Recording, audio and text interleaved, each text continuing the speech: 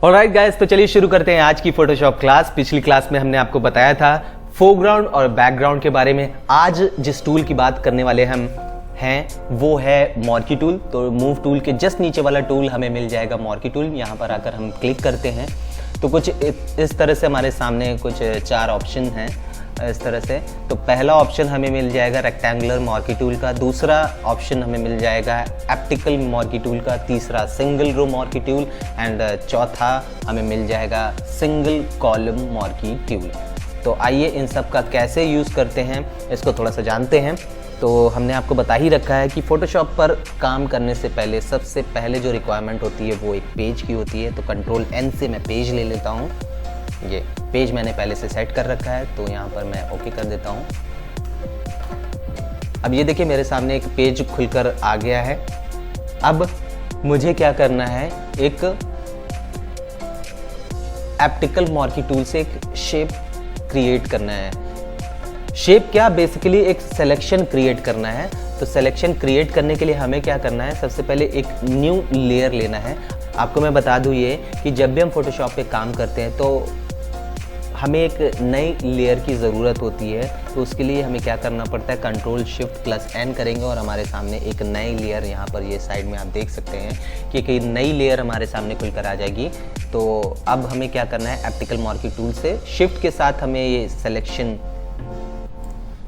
ये देखिए एक सर्कल का सिलेक्शन हमारे सामने आ गया है। अब हमें इसे शेप में क्रिएट करना है, यानी कि हमें इसमें कोई कलर फिलअप करना है। तो हमें क्या करना होगा, सीधा और साफ हमें क्या करना है, कंट्रोल प्लस बैक स्पेस।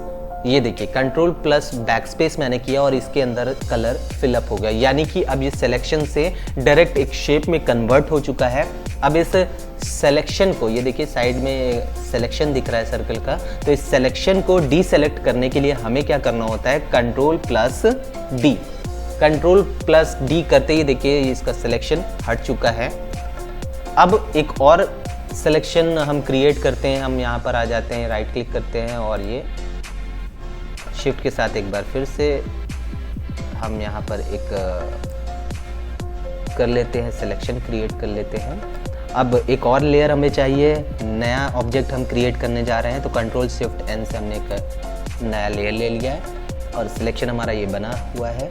एक बार फिर से हम क्या करेंगे, अल्ट प्लस बैक स्पेस करेंगे और ये हमारा एक नया ऑब्जेक्ट क्रिएट हो चुका है। कंट्रोल D से हमने डी सेलेक्ट कर दिया। ये देखिए कुछ इस तरह से हमारा ऑब्जेक्ट बन चुका है। अब हम इस ऑब्जेक्ट के थ्रू, इस शेप के थ्रू हमें क्या करना है, कोई भी हम डिज़ाइन क्रिएट कर सकते हैं। ये देखिए कुछ इस तरह से हम डिज़ाइन क्रिएट कर सकते हैं। ठीक है, तो इस तरह से हम कुछ डिज़ाइन क्रिएट कर सकते हैं। ओके, तो मॉर्की टूल का एक और यूज़ है, हमें इसे किस तरह से यूज़ कर सकते हैं आइए जानते हैं। तो हमें चाहिए पहले कुछ इमेजेस। तो इमेज मैंने यहाँ पर डाउनलोड कर रखी है। यहाँ पर आते हैं, ये मैंने डाउनलोड कर रखी है पहले से और यहाँ पर आकर हम इसे छोड़ देते हैं। तो ये 2 इमेज मैंने डाउनलोड कर रखी है, 2 इमेज मेरे पास आ चुकी है। एक है टैबलेट की और एक है ये। तो अब मुझे क्या करना है, मुझे अपनी इमेज को इस टैबलेट के अंदर प्लेस कराना है। किस तरह से हम इसे करा सकते हैं मॉर्की टूल का यूज़ करके, आइए जानते हैं। सबसे पहले हम यहाँ पर क्लिक करेंगे, ये देखिए इस तरह से कुछ क्लिक करेंगे और मैंने क्या कर लिया है, इतनी एरिया का मैंने सिलेक्शन बना लिया है मॉर्की टूल का यूज़ करके। अब सिलेक्शन बनाने के बाद हम इसे यहाँ पर लाकर इमेज पे प्लेस कर देंगे। प्लेस करने के बाद हमने क्या किया, ये कुछ इस तरह से बना लिया। अब देखिए हमें क्या करना है, अब इस इमेज को अपने उस वाले पार्ट पे ले जाना है। तो हमने मूव टूल पर क्लिक करके यहाँ से इसको उठाकर ले जाना है और यहाँ पर लाकर छोड़ देना है। जैसे ही यहाँ पे इमेज लाएं, देखिए अब ये इमेज आ चुकी है। हम इसे इसी तरह से यहाँ पर सेट कर लेते हैं। कंट्रोल T करके ट्रांसफॉर्म हम यहाँ से कुछ कर लेते हैं। थोड़ा सा एंटर किया और ये देखिए कुछ इस तरह से हमारी इमेज इस टैबलेट के अंदर आ चुकी है। तो इस एक तरीका ये है मॉर्की टूल का यूज़ करके हम इसे यूज़ कर सकते हैं। और एक तरीका और है जो कि मैं आपको बताना चाहूँगा कि सबसे पहले हमें क्या करना है, इसको मैं कंट्रोल Z कर देता हूँ, इसको कंट्रोल Z कर दिया।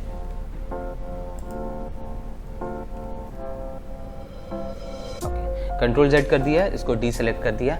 अब देखिए मुझे जो करना है यहाँ पर क्या करना है कि अब मान लीजिए मुझे डायरेक्टली काम करना है, इस पे प्लेस करना है, तो मुझे क्या करना होगा, यहाँ से भी मैं डीसेलेक्ट कर देता हूँ। तो अब मुझे क्या करना है, यहाँ पे मैं directly rectangular map marquee tool लिया, यहाँ से अपने अकॉर्डिंग यहाँ पर इसे सेलेक्ट किया, कुछ इस तरह से मैंने सेलेक्ट कर लिया है। अब मूव टूल मैं यहाँ पर प्रेस करूँगा और डायरेक्टली उठाकर मैं यहाँ पर ले जाऊँगा। कंट्रोल T से हम ट्रांसफॉर्म कर लेते हैं और कुछ इस तरह से हम टैबलेट में प्लेस करा देंगे।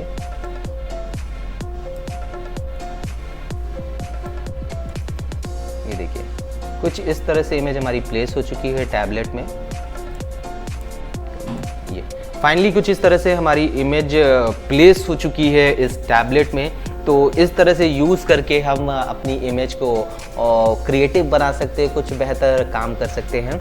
एक यूज़ जाते जाते मैं आपको और बताना चाहूँगा कि मान लीजिए इसको कंट्रोल D कर लेते हैं। मान लीजिए आपकी इमेज है यहाँ पर और आप चाहते हैं आपकी इमेज किसी शेप में रहे, तो ये एक मैं ऑप्टिकल मार्की टूल ले लेता हूँ और यहाँ पर शिफ्ट के साथ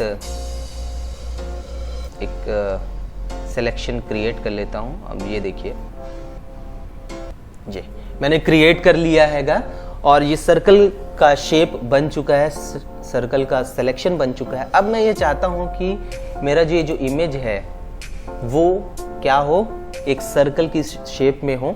तो उसके लिए मुझे क्या करना है, सिंपली मैंने मार्की टूल का यूज़ करके एक सर्कल क्रिएट कर लिया है और मुझे कुछ नहीं करना है, बहुत ही सिंपल सा स्टेप आपको बता रहा हूँ। Ctrl+J कर देना है आपको। जैसे ही आप प्रेस करोगे और यहाँ से हमने बैकग्राउंड को अनचेक कर दिया है और ये देखिए आपकी इमेज सर्कल में कन्वर्ट हो चुकी है। बहुत ही इजी सा स्टेप मैंने आपको बताया। कुछ इस तरह से आप अपने डिज़ाइन को, अपने जो प्रोजेक्ट को है बहुत ही ज़्यादा क्रिएटिव बना सकते हो। तो उम्मीद करता हूँ आपको आज की क्लास पसंद आई होगी, आपने आज की क्लास में कुछ सीखा होगा। और अगर आपने कुछ सीखा है, आपको ये क्लास पसंद आई है, तो चैनल को लाइक करना ना भूलें, चैनल को सब्सक्राइब करना ना भूलें और शेयर करना तो बिल्कुल भी ना भूलें। मिलते हैं अगली क्लास में।